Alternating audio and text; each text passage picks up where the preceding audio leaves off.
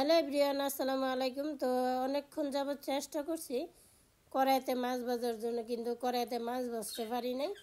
তারপরে আবার এই যে এটাতে দিয়ে দিলাম, কারণ আমি এতে মাছ ভাজা বা অন্যান্য কোনো কিছু করে খাইতে একদম আমার ভালো লাগে না। আর ডাক্তারও নিষেধ করছে মানে এই ধরনের এর মধ্যে মাছ টাছ ভাজি করতে, কিন্তু কী করবো, অনেকগুলো মাছ নষ্ট করে ফেলাইছি। আর আমি এগুলো এমনি নামায় টুকটাক নষ্ট করে করে লাইতেছি, কারণ আমার যেহেতু এগুলোতে খাওয়া নিষেধ, তো এই জন্য আমি ব্যবহার করতে চাইও না। কিন্তু কী করবো, মহিলা মানুষ, মায়া তো লাগে। তো সেজন্য আর কি টুকটাক এটার মধ্যে মাছ ভাজি বা ডিম ভাজি এরকম আর কি অল্প স্বল্প কিছু একটা করি।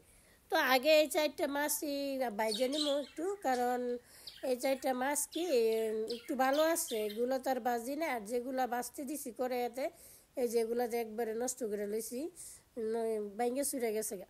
আর মাঝখানে দিলে এটার আবার একবারে স্যাং স্যাঙে জ্বলে যায় তাড়াতাড়ি, মানে মাছ ভিতরে কাঁচাই থাকে, চামড়া উপর দিয়ে একবারে হয়ে যায়, জ্বলে যায়, মানে সময়ের আগেই মনে হইতেছে হয়ে যায়।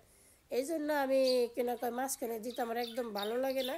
তো আস্তে আস্তে এই মাছগুলো একটু হোক ভালোভাবে, তারপরে যে আগে যে মাছগুলো কড়াইতে বাঁচতে নিয়ে নষ্ট করে লেছি ওগুলো আবার দিয়ে দিতেছি, কারণ ওগুলো আবার বেশি একটা ভাজা হয়নি। মানে দেখতেছিলাম যে লাগিয়ে একবার ভাঙিয়া ছিঁড়ে যাইতেছিল, তারপরেই পাল্টাই দিলাম। পাল্টাই না দিলে তো আবার একবার ভাঙিয়া দেবে, আবার করো ফ্রিজ থেকে মাছ নামাও, ছুটাও, তারপরে করো, তো অনেক সময় লেগে যাব। আর সারা দিনও কোনো গ্যাসের খবর নাই, নতুন একটা নাটক শুরু করছে। সারা দিন নাই, রাত্রে 12টা বাজে যাইতেছে, প্রায় 11টা সাড়ে 11টার মতো বাজে। এর মধ্যে কিনা কয় এই যে গ্যাস আইছে, তো সারাদিন আজকে কোনো রান্না করিনি। তো এই জন্য ভাবতেছিলাম যে তাই এখন আর বসে থেকে কী লাভ, রান্নাটা করেই নিই। আর আমার এমনিতে একটু শ্বাসকষ্ট আর নিঃশ্বাস টান তো অনেক কষ্ট হয়, আগের মতো ওইরকম শরীর সুস্থ থাকে না।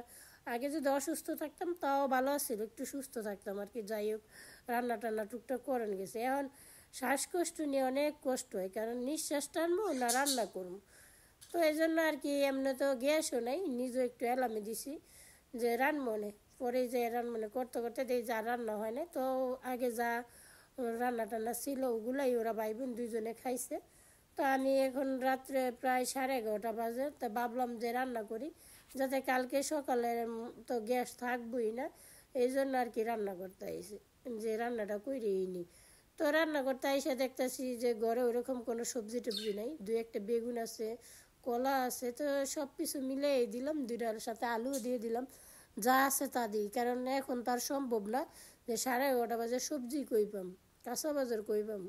তো এই জন্য যা আছে তা দিয়েই করতেছি। আর এমনিতে আমি বেশিরভাগ সময় পেঁয়াজটা খুব কম খাই, মানে আমার যেগুলোতে ওইরকমভাবে। আর তেল একদমই কম খাইতে গেছে ডাক্তার, কিন্তু আমি ওইরকমভাবে তো তেল কমও খাইতে পারি না। তাও আমি ওই মশলা টশলা এরকম কম দিই, কিন্তু না, আমার ছেলে মেয়ে ওরা আবার পছন্দ করে না। তো আজকে আর এই যে পেঁয়াজ কাটার অলসতাতে আমি ওইরকম করে কাটিও নেই, তো তেলের মধ্যেই আমি ভাজ্যে নিব। আর ওদের জন্য আমি শুধু আজকে মরিচ এগুলো সব বেশি বেশি দিছি, কারণ ওদের আমি যদি একটু হলুদ মরিচ কম দেই ওদের তরকারি খাইতে দিলে ভালো লাগে না, কারণ ওরা আগে থেকে খাই অভ্যাস। আর আমি একটু নিজের শরীর স্বাস্থ্যের জন্য ডাক্তার যেভাবে বলছে চেষ্টা করি এভাবে খাওয়ার জন্য, কিন্তু না। তো ভাবছি যে নিজেরটা আলাদাভাবেই রান্না করবো। আর পেঁয়াজ যা কাটার হলো সেটা আর দিইনি, কারণ এমনিতে রাত্রে অনেক হয়ে গেছে, পেঁয়াজ না দিলে হয়। আগে যে মা চাষিরা খুব কম খাইতো পেঁয়াজ, আমার দাদিরা তো ওইরকম একটা পেঁয়াজ দিয়ে দেয় যে 2 দিন কাটাই দিত, আগের দিনে মানে 2 দিন কাটাই দিত একটা পেঁয়াজ দিয়ে। তো ওইরকম আমি পাইলে দিলাম, না পাইলে নাই, ওইরকম কোনো নেই যে দিতেই হইব। আমার কথা হচ্ছে যে খাওয়া তো হইবে, খাওয়া কি আর না হইব, যেতটুকু সম্ভব দেওয়া যায়। এরকম না যেটা সুন্দর একটা ভিডিও বানানোর জন্য সব কিছু গুছিয়ে দিতেছি না। আমি যদি সামনে থাকে অবশ্যই গুছানোর সময় থাকে গুছিয়ে টুছিয়ে রান্না করি, আর যদি গুছানোর সময় না থাকে তো যা আছে তাই দিয়েই চেষ্টা করি। ওইরকম না যে আমার একবার সব কিছু কাটাকুটি করে পারফেক্টভাবে লওয়া লাগবো, ওইরকম আমি কোনো কিছু করি না, যেটা সত্যি কথা।